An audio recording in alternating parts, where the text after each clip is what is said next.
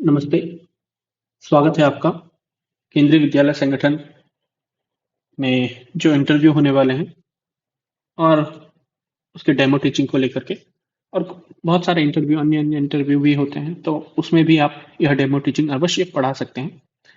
आज हमारा हमारा जो टॉपिक है, टॉपिक का नाम है तृतीया विभक्ति। यह करण कारक है और कारक प्रकरण में, तो उसी को हम पढ़ने वाले हैं। चलिए शुरू करते हैं। तो सामान्य ये जानकारी है जो आपको भी लिखना होता है और लगभग आप अपना नाम लिख सकते हैं इत्यादि इत्यादि। ऑटोमेटिक ये साथ में इसमें तीन चार विधि का प्रयोग किया गया, तो जैसे प्रश्नोत्तर विधि, फिर व्याख्या विधि, फिर उदाहरण विधि। यह आपका शिक्षण जो टीएलएम होता है उसमें श्याम पट्ट का प्रयोग हुआ है, पीपीटी और आधुनिक की तकनीकी। बिल्कुल सही बात है, आधुनिक की तकनीक का भी प्रयोग किया गया है।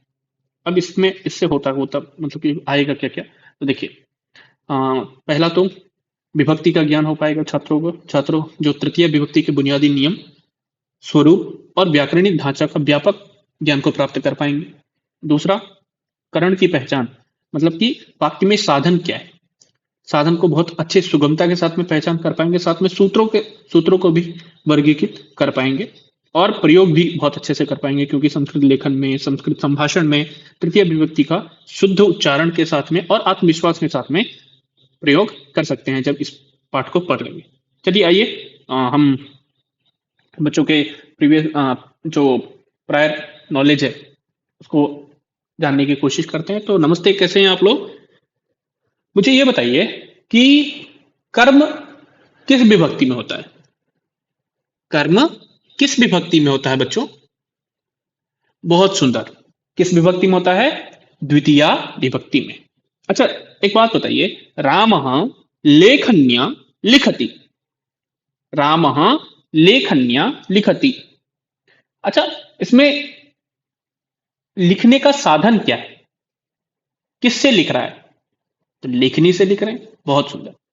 अच्छा, ये बताइए मुझे कि करण कारक किसे कहते हैं? किसी को पता है? चलिए कोई बात नहीं, आज हम लोग पढ़ेंगे करण कारक। क्या पढ़ेंगे बच्चों? करण कारक।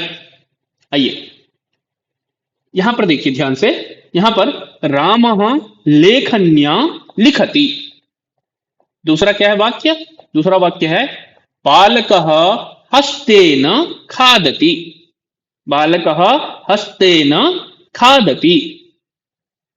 तो छात्रः लेखन्या लिखति और बालकः हस्तेन खादति। यहां पर मतलब यह हुआ कि कर्ता अपनी क्रिया को संपूर्ण करने के लिए जिस चीज की सहायता ले रहा है उसे हम व्याकरणिक भाषा में करण कहते हैं। और जब करण हो जाता है तो करण में तृतीया विभक्ति का प्रयोग किया जाता है। इसका कुछ रूल्स रेगुलेशन होगा, कहीं ना कहीं लिखा होगा ये चीज। तो ये देखिए, इसमें ये सबसे पहले कहां लिखा है, मतलब साधकतमम करणम, अर्थात क्रिया की सिद्धि में जो सबसे अधिक सहायता होती है वही करण संज्ञक होता है। जोर से बोलिए, साधकतमम करणम, साधकतमम करणम। अब इसमें सूत्र क्या है? सूत्र है कर्तृकरणयोः तृतीया, कर्तृकरणयोः तृतीया। मतलब कहने का तात्पर्य यह है कि क्रिया को करने में जो सबसे महत्वपूर्ण है उसमें तृतीया विभक्ति होगी, है ना। अब साधन चाहे निर्जीव हो चाहे सजीव हो, उसमें तृतीया विभक्ति जो होती है वह पूर्णतः होता ही है, जैसे हस्तेन और लेखन्या, है ना। इस प्रकार से एक और सूत्र है छोटा सा, सहयुक्ते अप्रधाने, सहयुक्ते अप्रधाने। जैसे आप मेरे साथ घर जा रहे हैं, तो आप मेरे साथ घर जा रहे हैं ना, तो मेरे में तो अहम और मया सह रामः गच्छति, तो मुझ में कौन सी विभक्ति हो जाएगी? तृतीया विभक्ति। इस प्रकार से जब वाक्य में सह, साकम, सार्धम, समम आदि शब्द का प्रयोग होता है तो वहां पर तृतीया विभक्ति होती है। ध्यान से समझिएगा कैसे। प्रधान और अप्रधान क्या होता है, यहां पर एक बहुत अच्छा सा वो है कि देखिए, वाक्य में जो मुख्य रूप से क्रिया को संपन्न करता है वह कर्ता क्या होता है, प्रधान होता है, ठीक है। और उसके साथ जो होते हैं उसको हम क्या कहते हैं, अप्रधान कहते हैं। उदाहरण के हिसाब से देखिए, राम मित्रेण सह गच्छति, तो यहां मित्र क्या हो जाएगा, अप्रधान हो जाएगा। राम किसके साथ जा रहा है, मित्र के साथ में जा रहा है, तो राम मुख्य और मित्रेण सह गच्छति, मित्र क्या हो गया, अप्रधान हो गया, अतः मित्रेण यहां पर हुआ। अब हम एक बहुत अच्छा सा उदाहरण लेंगे। राम लेखन्या लिखति, देखिए यहां पर लिखा हुआ है राम लेखन्या लिखति। अब ये बताइए, लिखने में सबसे अधिक सहायता कौन कर रहा है हमें, क्या, लेखनी। तो लेखनी में कौन सा विभक्ति होना चाहिए, तृतीया विभक्ति। तो लेखनी का तृतीया विभक्ति क्या होगा, लेखन्या। तो राम लिखति, किम लिखति, केन लिखति, लेखन्या लिखति। तो राम लेखन्या लिखति, लेखन्या में कौन सी विभक्ति, तृतीया विभक्ति। यहां पर कर्ता कौन है, राम, क्रिया कौन सी है, लिखति, है ना। दूसरा हम देखते हैं, बालक हस्तेन खादति। क्रिया क्या है यहाँ पे, क्रिया क्या है, बालक, क्या क्रिया क्या है, खादति, कर्ता क्या है, बालक।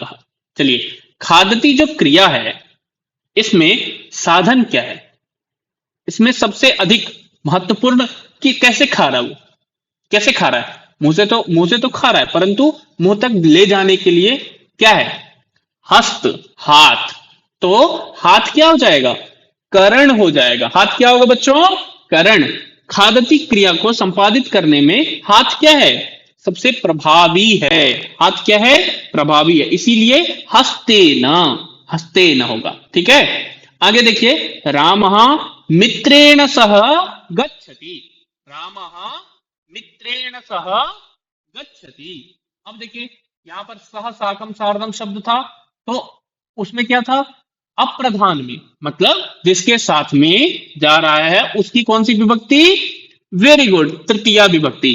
तो यहां पर किसके साथ में जा रहा है, जाने की क्रिया में प्रधान तो राम है, कर्ता, उसके बाद में अप्रधान साथी है, मित्र, तो इसीलिए मित्रेण इस प्रकार से प्रयोग हुआ, ठीक है। चलिए, मुझे एक बात, ये जो मैंने लिखा है इसको ध्यान से लिखिए। तो सबसे पहले हमें क्या लिखना है, बोलिए, कर्तृकरणयोस् तृतीया, कर्तृकरणयोस् तृतीया। दूसरा लिखिए, सहयुक्ते अप्रधाने, सहयुक्ते अप्रधाने। एक और लिख लीजिए, येनां विकारः, येनां विकारः। और ये वाक्य भी लिख लीजिए, तो छात्रः लेखन्या लिखति, बालकः मित्रेण सह क्रीडति, रामः हस्तेन कार्यं करोति। वेरी गुड, बहुत सुंदर।